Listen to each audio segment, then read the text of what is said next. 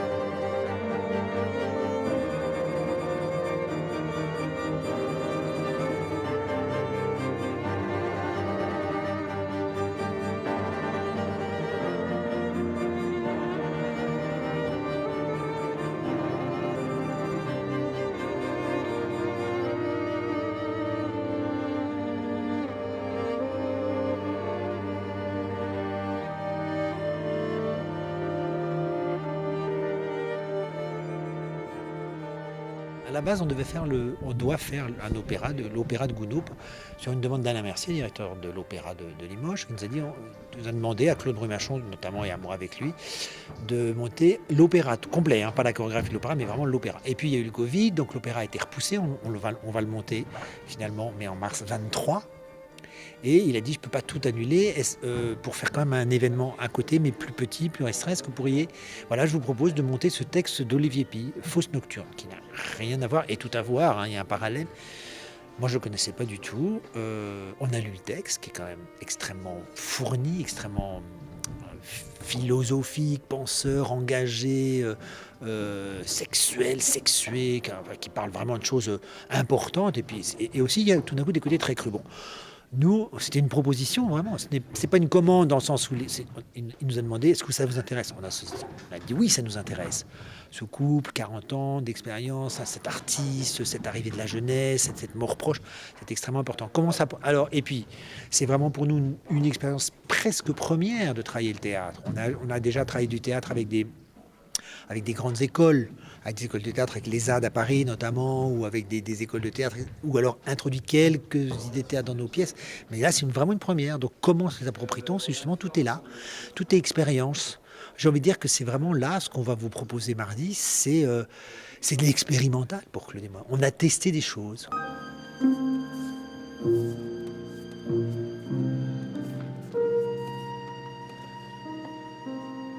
Le voici! Tu me le donnes? Je n'ai pas peur de toi. Je le détruirai un peu plus tard. Là n'est pas la question. Mais oserais-tu le lire? Comme tu sais bien me faire mal. J'aime te voir serrer les dents. Pourquoi pas un peu de brutalité? Viens, sacre de déchéance. C'est un beau nom pour un cheval. Sacre de déchéance. Pour une pute aussi. Le géomètre du silence est à son labeur. Le brûloir de jeunesse cassée avec une flamme bleue. Murmure comme un psautier, c'est toujours la même histoire. La jeunesse se vend aux foires de la modernité. Puis, elle mord la main des dieux humains qui la nourrit. Il suffit de déclore le lacet de Serge Rose pour que les lettres perdues redeviennent un festin. Les outrages, les blasphèmes, Et cette plainte griffonnée en bas de page est savamment raturée. Il y a le côté, ce rapport à l'homosexualité, parce que c'est vraiment très présent, hein, on va pas le cacher, on va pas tout spoiler, mais c'est vraiment de ça que ça parle aussi, comme ce couple d'hommes. Même si on ne parle pas de l'homosexualité, il est vraiment présent, et ce couple d'hommes et ce jeune procédure romain qui interfère, qui arrive. On est sur la vieillesse, le passé, la richesse et la pauvreté, comment l'un usurpe l'autre, comment l'un attrape l'autre, comment l'un se sert de l'autre, comment l'autre se sert de l'un. Et à travers ça, tous les discours de Faust, ce Faust vieillissant. Donc là, on rejoint quand même le Faust de Gounod, ce Faust qui a tout connu, tout goûté, qui sait tout, et qui soit s'en désespère, soit s'en moque, soit s'en détache, soit crache dessus, soit le méprise, soit le rend absolument beau. Il est dans un jeu très, très, très changeant tout le temps. Et c'était très intéressant parce que, effectivement, notre danse, elle a de ça aussi. Elle a ce rapport au charnel, elle a éminemment ce rapport au charnel. À qu'est-ce que nous sommes, nous humains, qu'est-ce que notre sexualité, qu'est-ce que notre être même, qu'est-ce que notre rapport à l'autre. Et on a aussi ce côté, quand on travaille avec tous les jeunes, avec les enfants, avec les détenus, ça va être pour l'année prochaine, avec les handicapés, avec les amateurs, on a ce rapport à l'être tel qu'il est dans la société, dans la ville, quoi, l'être dans la cité. Ouais. Ah, je veux une mort d'empereur! La mort est vieux théâtre. Qui sait encore mourir?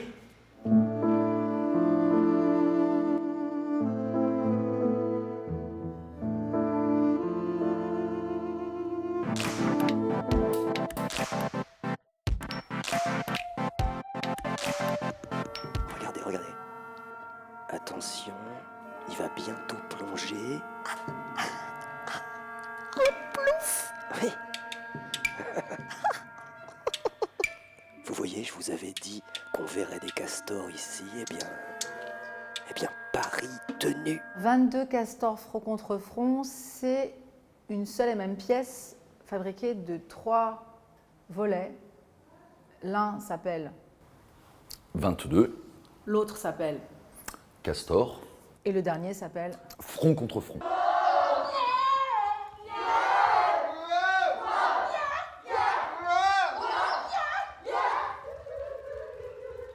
Ils sont 20 castors et à un moment donné ils se mettent vraiment front contre front. Donc c'est pas des conneries, hein.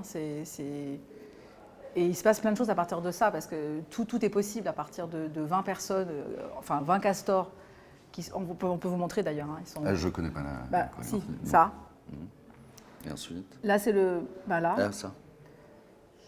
C'est le début du monde. Début du monde. D'accord. Ou la fin d'ailleurs. Ça. Oui. Toute l'intensité dramatique se concentre dans ce face-à-face suspendu. Le sculpteur ne cherche pas la vraisemblance. Il rapetisse ou amplifie ses personnages pour les besoins de la cause, c'est-à-dire frapper davantage le spectateur. En fait, quand on s'est réunis avec tous les interprètes et nous 4 auteurs, autrices, on ne savait pas si on allait faire vraiment 3 pièces qui s'enchaînaient. Et en fait, on a décidé pendant cette fameuse seule semaine de travail qu'on a eu tous ensemble, d'en faire vraiment une pièce complète. C'est ça, hein. Ouais. On connaissait les pièces des uns et des autres, du coup, et puis on avait donc ce groupe d'interprètes dont certains étaient en commun aux 3 pièces. Et on a essayé de réfléchir dramaturgiquement dans quel sens il valait mieux envisager les choses, qu'est-ce que ça racontait de voir ce groupe traverser 3 pièces en commençant par celle-ci, en terminant par celle-là, parce que c'est un peu à la manière des ballets russes, quoi. C'est le même groupe qui traverse 3 pièces complètement différentes par 3 chorégraphes metteurs en scène complètement différents, mais qui est porté par le même groupe. Donc ça ressemble vraiment à une seule et même pièce parce que c'est porté par tous ces gens-là, mais c'est quand même 3 choses assez différentes qu'on a un peu, c'est vrai, collées comme un collage vraiment, et qu'on a essayé de tisser des liens supplémentaires à l'intérieur, quoi.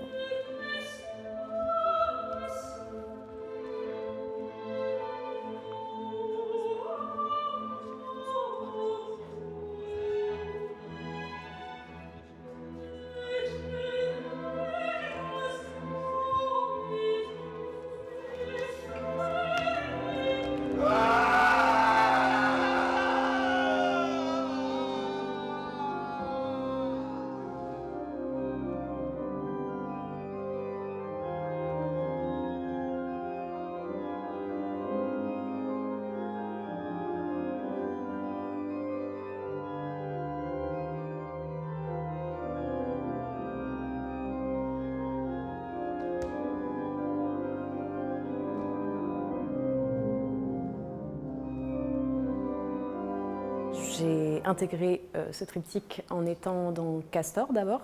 J'ai fait l'atelier de recherche chorégraphique l'année où du coup Jonathan et Marlène intervenaient et où on a créé cette pièce. Et j'avais vu l'année d'avant 22 en tant que spectatrice, ce qui m'a donné envie aussi, et en connaissant d'autres interprètes de cette pièce, d'intégrer l'atelier de recherche chorégraphique. Donc c'était chouette justement de pouvoir l'apprendre et la traverser après et de découvrir les deux pièces que je ne connaissais pas en tant qu'interprète. C'était assez chouette de faire ça.